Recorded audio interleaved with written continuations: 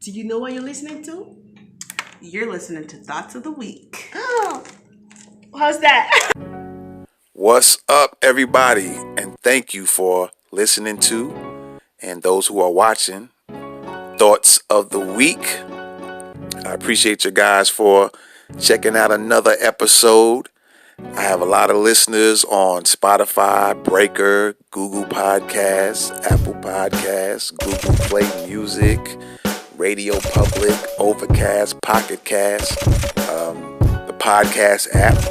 I'm all over the place nowadays. And I definitely appreciate you guys for checking me out, checking out the show. Check this out. Before we get started, be sure to get the new Kindle book starting January 1st to be released January 1st, 2019. It's called How to Start a Podcast Real Easy. There's also a course that's going to be coming out as well by the same name. And to get the book, Kindle book, you can go to Amazon.com. All right. And to get the course, to get the streaming course, you can go to HT University. That's bit.ly/HT University. All right. You can get the course. And with the course, the book, it comes with it. So you can always get that together. Or you can get the book separately. All right. You can go to Amazon.com. All right. Again, the links will be in the description. So now, let's talk about what's going to be on the show today. There's been a lot of talk about the Star Spangled Banner and the Confederate Flag. And so I decided to kind of look some things up in regards to those two. And we're going to just check it out together. So enjoy the show and listen in, all right? You're rocking with the best Thoughts of the Week. A lot of you guys been talking about these sports players taking a knee, and some of you are getting offended. Folks of different races, black, white, Asian, what have you, what have you. Everybody has something to say, something about it. But what's happening is you guys are not doing the research. You're going on the talking points. You don't want to stand on fact. You want to stand on emotion. A lot of you guys want to go on emotion, right? And what we're going to do right now, let me see. All right, there we go. It's working beautifully. Working beautifully. We're going to look at Francis Scott Key. For those who might know him and just don't want to say nothing about it, you're doing an injustice to yourself as well as people as a whole. All right. Francis Scott Key is the creator of the Star Spangled Banner, and he is also, or was also, a slave owner. All right. For you guys who don't know this, all right, where's the debate on Francis Scott Key's slave holding legacy? So some of you guys get upset and get mad about people not wanting to put their hand across their heart and so on and so forth. But when you do the research, you got to say and got to wonder to yourself, do you blame anybody? Do you blame them for not wanting to do that? Now, I don't know if their reasonings for not wanting to do that is just because they following other people, or because they did their research and found out the facts of who created the Star Spangled Banner and what that person was about, right? So we're going to scroll down here a little bit. And you guys can look at it and read it as I'm scrolling down. I just wanted to kind of set the stage and let you guys see some stuff. I'm just going to be kind of not really going fast, but not really going slow either. All right. When we consider the legacy of the Declaration and its author, Thomas Jefferson, we confront and debate this compelling paradox that the man who trumpeted the self-evident truth that all men are created equal owned some 175 slaves. Now, he might be talking about Thomas Jefferson, but he's making a comparison. The person who wrote this article is making a comparison between Francis Scott Key and Thomas Jefferson. All right. There's a picture of Francis Scott Key, a slave-holding lawyer from an old Maryland plantation family. Wrote the song that would, in 1931, become the national anthem and proclaim our nation the land of the free. But is everybody really free? All right. So I'm going to get out of this for a second because there is something else here that you might not be aware of, or you might be aware of, and you just want to put a blind eye. And see, when you put a blind eye to things and you don't bring up facts and be truthful, things continue to remain as they are. All right. You keep having these debates, and this person is taking this side and that person's taking that side, but you're not wanting to tell the truth. All right. Like in that movie Concussion, the African doctor said, "Tell the truth," right? Where Will Smith played the African doctor in regards to the Concussion movie. He said, "Tell the truth," right? Well, a lot of you may not know that the Star Spangled Banner talked about murdering black people, murdering slaves. Let's check it out. Right? But then you all get upset and get all bent out of shape when somebody has a problem with the flag and the Star Spangled Banner. But what was all this thing? What was the flag about? What were they really about? Right? What was it really about? Let's take a look here. Because truth be told, matter of fact, let me get out of this right quick. Let me see what we got here. Let me get out of that because it just came to me as far as the Star Spangled Banner.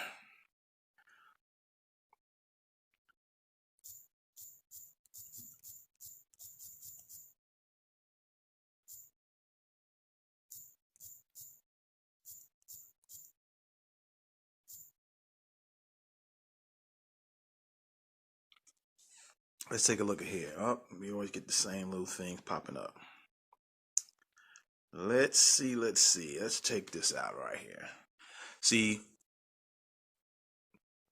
it is said that the third verse of the original Star Spangled Banner talked about murdering black people or slaves or African Americans, if you want to use that terminology nowadays. But see, these things are not being told. And certain race of people, some people, I'm gonna just keep it like 1,000 with you. Some white people know what's up. It's just fact. Some white people already know what's really going on, and the very, very, very super few of them will actually tell the truth about that. And there are other white folks that don't know this at all. But I'm probably sure a lot of them do, and they just don't want that fact to be brought out in the open and told.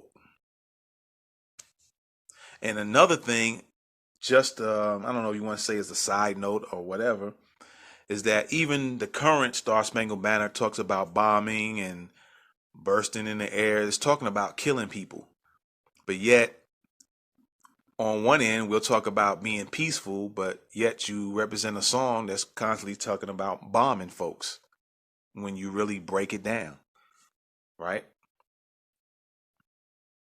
So, how patriotic are you really? How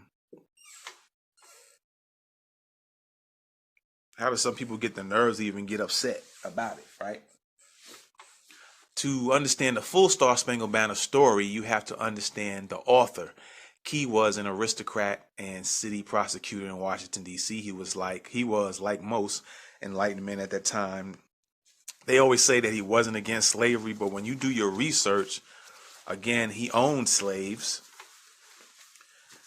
And it says here, he just thought that since blacks were, see, even here, you wasn't against slavery, but you still felt that blacks were mentally inferior. But this is what you want to represent. You want to put your hand on your heart to a song where the man who created the song felt that blacks were mentally inferior. He just thought that since blacks were mentally inferior, masters should treat them with more Christian kindness. Come on, man. He supported sending free blacks, not slaves, back to Africa. I mean, that sounds like a bunch of garbage. But you continue fighting and you continue beefing over a bunch of nonsense, right? But it was definitely fact that this man who created the song that some people want to take a knee and don't want to put their hand on their heart, this man owned slaves. He felt that blacks were mentally inferior, but this is what y'all want to support, right? Now, after me showing you a little of that and telling you that, are you still going to talk crazy to those who choose not to put their hand on their heart after knowing what this man is about? There's no lies to it and there's no disputing. Nobody on TV has disputed this. That this man was a slave holder. He felt like blacks were mentally inferior. So do any of you guys who get upset about others who don't want to put their hand on their heart, do you believe that blacks are mentally inferior? Just like Francis Scott Key felt? Do you feel like blacks are mentally inferior today? Star Spangled Banner and slavery is the legacy of black slavery enshrined in a lesser known stanza of the U.S. national anthem, the Star Spangled Banner. Some historians say yes. An old controversy concerning the meaning of the Star Spangled Banner re-erupted August 2016 after NFL Colin Kaepernick explained his refusal to stand during pregame renditions of the national anthem as a protest against racial oppression. And that's another thing. Nobody's bringing up, or they're trying to mask the reason why Kaepernick did this in the first place. He's seen some oppression being done in the current 2017 that's been going on since slavery and before then, and it's continue to happen, and so that's why he took his knee. But yet it got twisted all out of proportion, and then some of you guys of all races that support, you get all bent out of shape, but none of you do your research. And if you do the research, you're probably afraid what you see, so you don't tell it. You're afraid for the secret to get out or something. Something is wrong.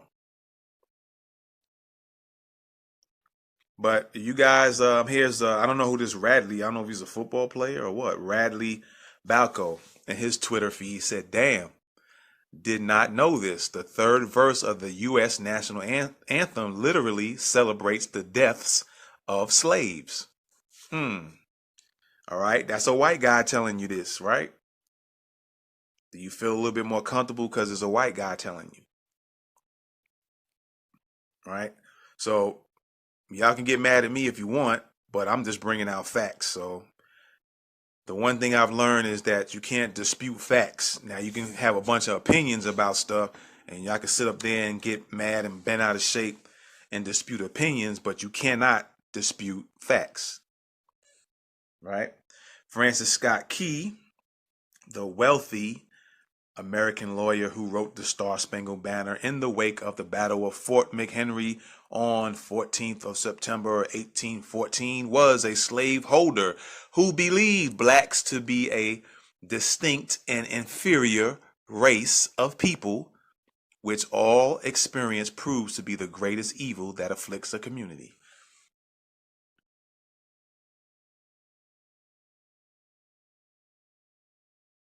And then they always try to dress it up and say, oh, he really wasn't like that. And he just felt like a few of them.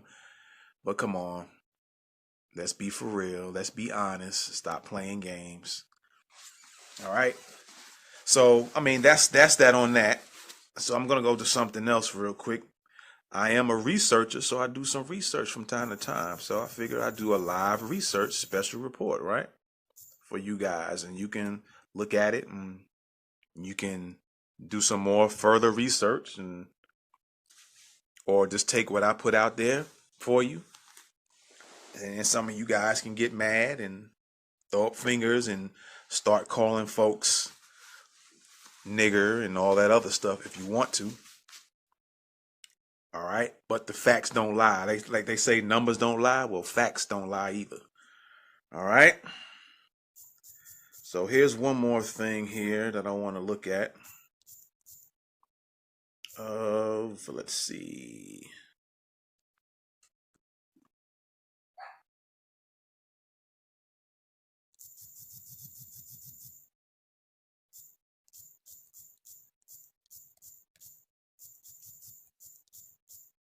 There you go. Now, I'm gonna try to find it in a second here, but you guys know that, and some of you don't know, so I'm bringing out the research for you. All right. Some of you guys may or may not know that William Thompson designed the Confederate flag explicitly as a racist, let's see here, as a racist symbol.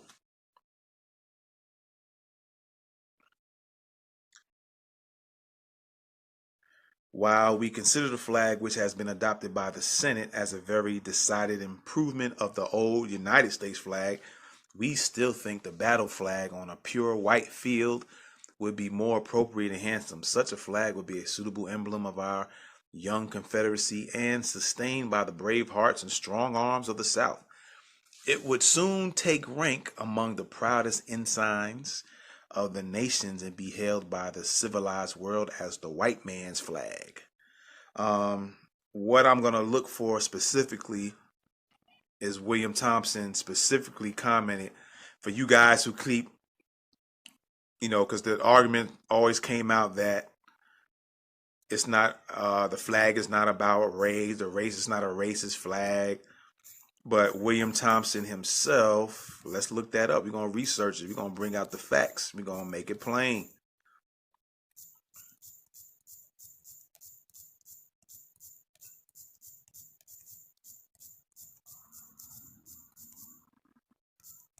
Let's see.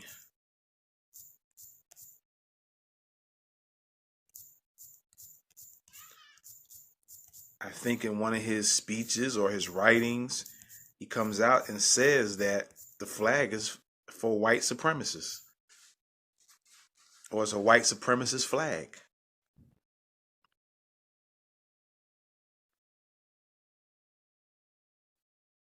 Let's see here.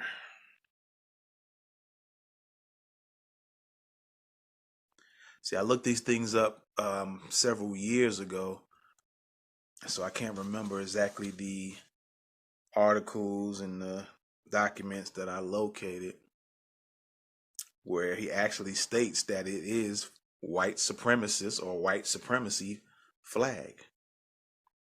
But yet everybody goes around and claiming the flag is not about that. And the man himself said it was.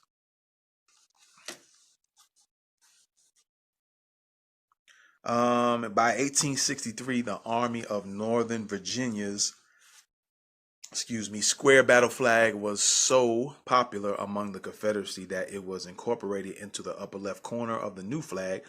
The white rectangle symbolizes the supremacy of the white man, according to William T. Thompson's, the flag designer. So they're quoting him as saying that. As a people, we are fighting to maintain the heaven-ordained supremacy of the white man over the inferior or colored race. So from now on, stop saying that the flag has nothing to do with race. This man said it himself, the creator of the Confederate flag. Again, you can take what I posted on here, or you can do your own research. And you will find that this man is saying, he's using the word supremacy in there, supremacy of the white man. That has something to do with race. It has nothing to do with all this other nonsense that people are trying to say it has something to do with. All right. So I just thought I'd do this special report, and I'll probably start doing some more in the future as well. All right. Maybe I'll start doing some others. We're going to start bringing out some facts and stop playing games with the people. And then you can decide to do more research based off of the research I'm doing in real time for you. And you can do some more follow-up stuff. Or you can just get mad and still deny the facts. The facts don't lie. But you can go on and deny it if you want. All right. So there you have it. The special report, the truth behind the Star Spangled Banner. And I guess I'm going to add to that title, the truth behind the Confederate flag. All right. So this was a special report. Norwood Media Vision, special report on the truth behind the Star Spangled Banner and the truth behind the Confederate flag. But once again, thank you guys for tuning in. Appreciate it. And I'm out of here. Peace.